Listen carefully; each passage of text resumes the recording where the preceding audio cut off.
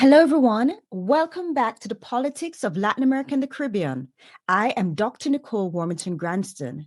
This week, we'll be discussing neopopulism. Now, what we'll be covering in today's session is defining what is defining neopopulism. We'll look at how it differs from classical populism, look at the relationship it has with neoliberalism, talk about its institutional consequences, as well as its impact on democracy. But what is neopopulism?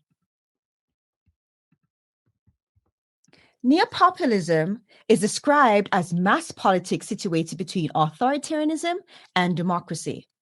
The five core ingredients of populism are frustrated masses, charismatic leadership, the caudillo, or where the leadership acts as a savior, economic benefits for followers, and the construction of an external threat to mobilize and legitimize power. We know definitely that populism relies on two things. The first is popular mobilization, that is activating mobilized groups, as well as populist rhetoric, which tends to be very anti-elite and is very nationalist in its argument or language. Most importantly, we know that populism is not identical to democracy. It is simply not leftist reformatism, and it is not the same as clientelism. According to Wayland, we know that populism is a personalistic strategy where leaders govern through direct, unmediated support from large, unorganized followers. Now, it should be known that Latin America has gone through two major eras of populism. The first era is known as the classical populism era, which lasted from 1930 to 1960. The key leaders of this era was Juan Perón in Argentina, Getulio Vargas in Brazil, and Lázaro Cárdenas in Mexico. The characteristics of this era was having a strong working class mobilization, a focus on nationalism, motion of import substitution industrialization or ISI, and that there was state-led redistribution. Now, the second era, which is known as neopopulism, has been around since 1989. There are two major types of neopopulists that have emerged. You have the neoliberal neopopulists, such as Carlos Menem from Argentina, Fernando Collor de Melego from Brazil, as well as Bucaram in Ecuador, and Fujimori in Peru. They actually tended to use populist tactics while implementing neoliberal economic reforms. Then we have who are called the leftist radical neopopulists. These include Hugo Chavez in Venezuela, Rafael Correa in Ecuador, as well as Evo Morales in Bolivia. They rejected neoliberal orthodoxy and promoted nationalist and redistributive policies. Now, we already know the answer to this question, given that we talked about the two types of neopopulists that are there. But can neoliberalism and neopopulism work together? As I said, the answer is yes.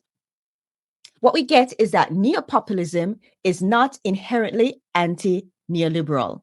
You find that leaders such as Menem and Fujimori, they tended to bypass traditional parties, attacked old elites, concentrated executive power, had undermined institutions, and used populist rhetoric. But they did all this while simultaneously implementing neoliberal reforms. So what we take away from this is that populism is about political strategy, not necessarily economic ideology. Now we know that there's actually three main subgroups of neopopulists. These include the full-blown populists that have anti-establishment appeal, emerge from social movements, and have personalistic linkages to voters. Then we have the maverick populists that have that anti-establishment appeal and personalist linkages, but did not emerge from social movements. And then we have the movement populists that are anti-establishment, emerge from social movements, but don't have any personalist linkages to their voters. We need to understand these classifications because it helps to explain the variation that we see across the Latin American region. Now, what is said to be the main effect of neopopulism? The main effect has been that neopopulism has led to the rise of what we call competitive authoritarianism. Now, what is competitive authoritarianism? It is that regime that holds elections, maintains democratic institutions in form, but heavily skews the playing field in favor of incumbents. So, what we get from this is that competitive authoritarianism is a combination of following democratic rules, but aligning that with authoritarian practices. The leaders that are part of competitive authoritarianism tend to politicize courts, control the media, manipulate electoral rules, and use elections against their opponents.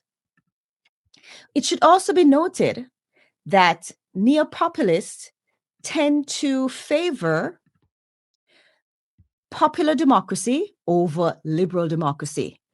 As we know, liberal democracy supports constitutionalism, independent judiciary, and checks and balances, while popular democracy focuses on a strong executive, refoundation of the state, reduced elite power, and greater majoritarianism.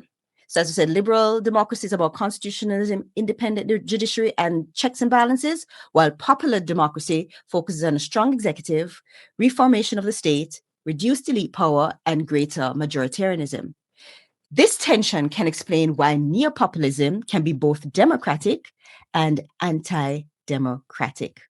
Now, the cases where we saw neopopulism leading to competitive authoritarianism, there are about 5 major examples of this. These include Peru under Fujimori, Venezuela under Chavez, Ecuador under Gutierrez, Ecuador under Correa, and Bolivia under Morales. You find that these kind of regimes became hybrid systems, not fully democratic, but not fully authoritarian. And so we saw across Latin America a spectrum of hybrid regimes being developed.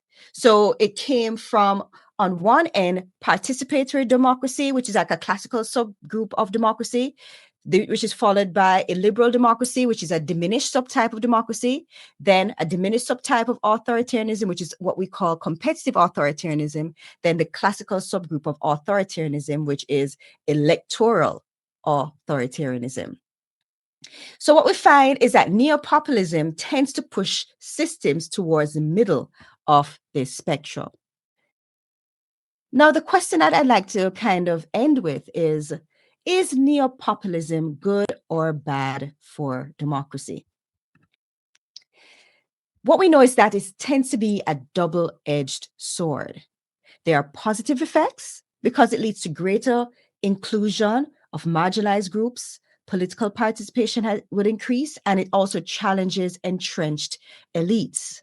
The negative effect of it, though, tends to be that it weakens checks and balances, it personalizes power, it undermines institutions, and it encourages executive dominance.